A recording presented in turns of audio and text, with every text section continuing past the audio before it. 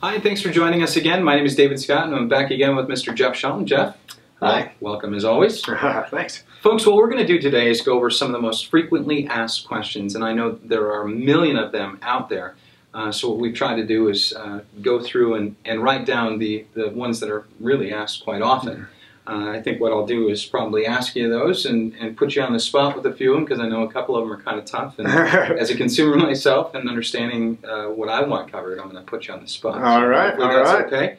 One of the first things is with these policies, where can I take my RV or travel trailer for repairs? Well, with the policies that we offer, it's most any licensed repair facility, United States or Canada. What we mean by license, you'll probably see that term in the contract. Essentially what that means is we want to make sure they have a tax ID number, okay, and they are in the business of doing repairs instead of maybe doing repairs yourself or your friend that does side work. No backyard mechanics, even though those can be great sometimes, but yep, none of those. Yeah, and you know, even a lot of mobile mechanics have a tax ID number, and just, you know, as long as that's what they're in business to do, we haven't seen any problems with it. So anywhere in the United States? Yep. Anywhere else? Mexico, Canada? No Mexico. No Mexico? not yet. We're still pending approval, but we don't see too much of it. We can go to our other neighbors, though, up in Canada? That's right. That's beautiful. Right. All right. The deductible. How does that work, and is it a per visit or a per item deductible? With these programs, it's going to be per visit. Okay. And actually, sometimes I'll recommend it. Sometimes there'll be a company that will do some engine work, and they can sometimes subcontract it, as long as it's on subcontract, like air conditioner work, to another company. And if they keep it on the same repair bill, it's just the deductible the one time. So one thing that I've noticed is typically there's usually about 2 or 3 claims, okay, that come in, because if, you know, most people are like me, where if my number 8 on my microwave doesn't work, well, I'm not going to make a separate trip, okay, to get that figured out. So it's okay to allow some of them to kind of, my slide outs stick in a little bit, but I'm going to wait until it goes bad and then bring something else in at the same time. That's exactly what most people are doing now. Perfect. Yeah. Okay. Yeah. All right. Sorry for the pause there. I'm just trying to gather myself. If that's okay. No problem. What happens if I get a policy, I go to make a claim, and then find out something that I thought would be covered is not covered? What do I do then?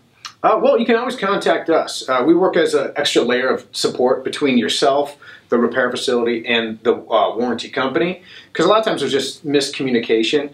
Most of the calls that I deal with are just simple type of items, like, hey, they didn't get the fax that they were supposed to send over. You know, usually they're pretty easy to work out, but, you know, anytime that you have any questions or you need any help with a claim, our system works in conjunction with the warranty company, so we can get things handled a lot quicker, because it's our philosophy that if there is any issue, you're not, you know, the customer's typically not the expert in this, and sometimes, you know, we're dealing with large warranty companies where there's many claims adjusters. Sometimes we can come in and just make sure that the claim gets handled correctly, and, you know, sometimes every now and again you have to fix a mistake or two, or just, you know, elaborate and explain exactly the situation. So even though you're a selling agent and one of the leading selling agents of these policies, you're still inviting folks to call back, and your company will step up and handle any questions they might have and trying to get that claim processed and pushed through? Absolutely, absolutely. And that's what I think most people find the most value in our programs, is that, you know, we are willing to go to bat for them and stand behind any policy that we offer. Okay, perfect. Yeah. This next one is one that affects me personally. I've been through a situation like this. It was absolutely horrible. And I kind of want to put you on the spot, so forgive me for this one. But, all right.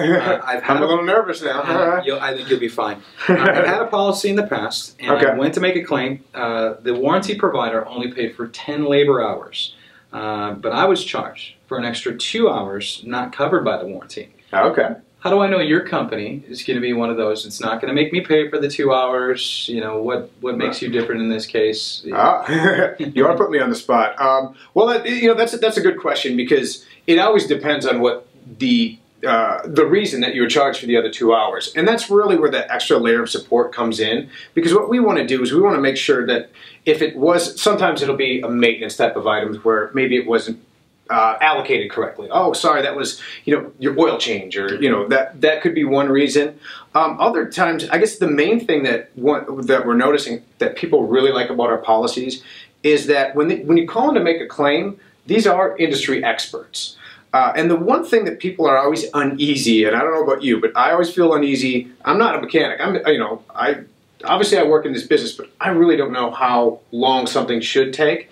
The great thing about having extended warranty policies is that they are industry experts, so they will know how long it should take to make a repair. So in some instances, we'll get repair facilities that will just overcharge, that, hey, it's really only supposed to take 10 hours, but let's say you get charged 12, and the customer calls us for additional help.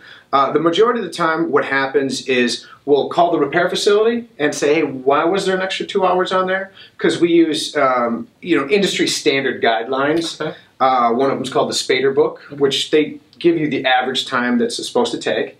Sometimes the repair facility will, hey, you know what, with this model it took a little bit extra time because they had to take something out, or it's built a little bit differently, it took a little bit longer, and then we'll go ahead and either get that approved, or if there's not a legitimate reason, we'll say, hey, look, Mr. Repair Facility, you're charging more than what the industry standard is.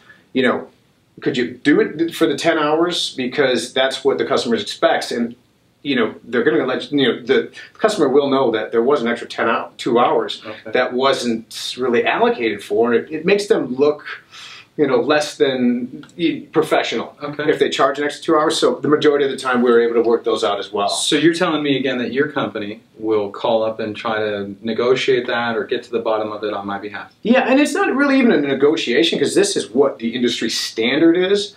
But yes, I mean, we will make them aware of it, and we really rarely run into these type of issues that is not resolved in a mutual understanding. Okay, well, I appreciate that level of support. I in the past called my dealer and didn't get any support, so that's nice that you offer that. Yes. All right, so let's say I have a factory warranty currently. Why would somebody get an extended warranty while they are still under the manufacturer's warranty? Well, that's a good question. A lot of times there is going to be a factory warranty. With most RV manufacturers, there's typically a 1 year, essentially comprehensive coverage. And then some of the components, bumper type thing? Yeah, okay. Yep. And then some of the appliances will have a 2 year warranty. And when they price out the cost of the warranties, they do factor that into account. So if you buy it brand new, they know that for the most part, most everything's going to be covered under the manufacturer warranty. So therefore, you are able to get a discount, and they adjust it accordingly, the pricing. All right, that makes sense. Yeah. I was offered a 7-year warranty from the dealership when I purchased it new, only to find out that I had a full year of the factory warranty, so much like the question before. Why does it say a 7-year warranty? Oh, another good question. Well, the reason that they price out the 7-year warranties, some people have always asked, like, hey, is that a little misunderstanding, or is it a little bit, I guess, what's the term I'm looking for? Ambiguous? Yeah, less than truthful. And actually, it's not that they want to make it seem like it's longer, but because the manufacturer's warranty will be 1 year for comprehensive, some of them will be 2 year when you're dealing with certain appliances, and some of them will be 3 years when you're dealing with engines, and up to 5 years with some of the diesel engines, is they want to offer a 7-year kind of comprehensive warranty that will take effect as those warranties expire. And going back to the pricing, they price it out year, make, model, mileage, and in service date. Okay, so the benefit of purchasing one of these while the manufacturer warranty is in place is it probably will be cheaper because the extended warranty provider understands that the manufacturer's warranty is going to be in the first position paying those claims? That's correct. That's correct. Right. And typically people that buy their RV at the end of their manufacturer's warranty when their 1 year is about to expire may have had a little bit more issues with the RV than somebody that bought it brand new, because if you start having issues with it in your first year, chances of you having more issues as time progresses, a little bit more likely, and so the prices have to reflect that. Okay. Yeah. All right. Well, moving along, I might sell my RV during this next year. Is it still worth getting an extended warranty? Well, we always try to put ourselves in the position of educating it. So it's up to the consumer if they, it's a roll of the dice either way. So we cannot, get away from that fact. But what we do find is a lot of the consumers, and there's also brokerages and dealerships, what they like to do is a lot of them do buy extended warranties on the RVs that they're selling, and then when they sell it with the warranty. Okay. And the reason being is because they get a great return on their investment. Okay. So you can sell it with, if I was selling it to private party, the warranty would go ahead and transfer to the new owner? That's correct. That's correct. And typically what we suggest is, if you're selling your RV yourself, you can get a warranty on it, and you can include that in the price, and it makes it more attractive to the obviously the person purchasing it. And if they're not, and if they don't want the warranty, you could always cash out on the unused portion. Okay. So you're not really stuck either way. Sounds like a good plan to me. Jeff, I'm one of those kind of consumers that believes that you get what you pay for. So I'm curious as to why your company can sell these policies so cheaply. All right. Well, I think that's a pretty good question. Well, actually, the interesting thing is we actually don't really see ourselves as offering the cheapest programs that's available to us. We make sure that claims get handled promptly, quickly, and they don't cut any corners to try to save money. So they're not typically the lowest programs we can offer, but what we do is we don't have the dealer markup that most people are accustomed to when you go purchase through the dealership.